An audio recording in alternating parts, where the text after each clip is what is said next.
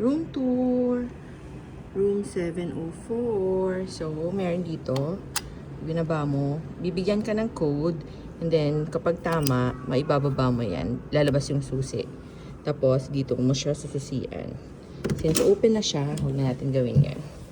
So, ito yung entryway. May basurahan. Sa loob dapat yan eh. Pero para hindi mga moy, dyan namin nilagay. So, ito muna tayo sa left.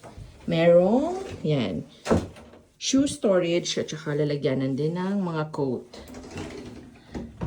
Then, a little bit pa here, it's the toilet. So, enclosed ang toilet and merong bidet.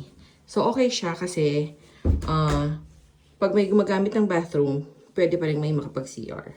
So, ito kanina yung door. So, on the right, meron tayong microwave and fridge, which is very helpful kasi nga nag-store tayo ng food. Para sa gabi, light na lang tayo mag-dinner. Then, if we move more, there's gonna be another door. Ito naman yung bathroom. So, on the right, it's the washing machine. Very helpful talaga to. Almost every other day kaming naglalaba. Kasi nga, we'll be staying 2 weeks. So, pero konti lang yung damit na dadala namin. Tapos, ito yung sink. Hi!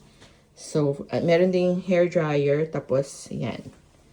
And then, on the left nito, meron tayong, yan. O, diba? Our favorite bathtub. And then, yung liguan. Tapos, I'll show you here, oh. Meron din siyang, actually, dryer ng damit yan.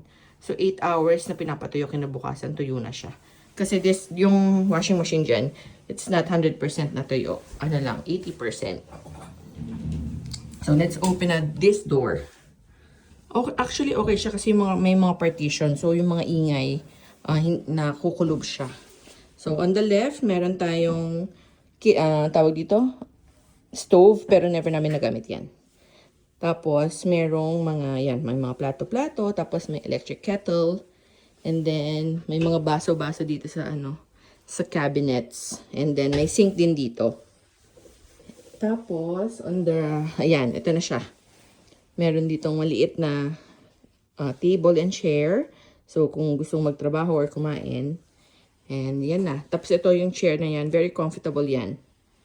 Upuan. Tapos, meron dito na queen size. So, dito si mommy at daddy. And then, dito kami nung kapatid ko.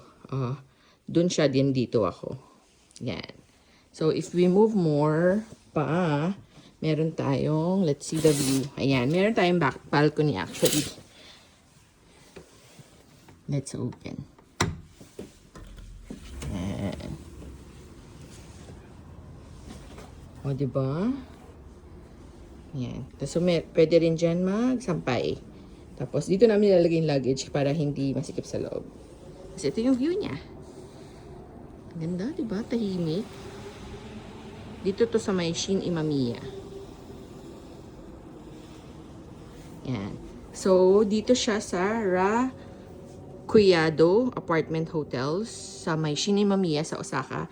And we paid 5,000 pesos per night.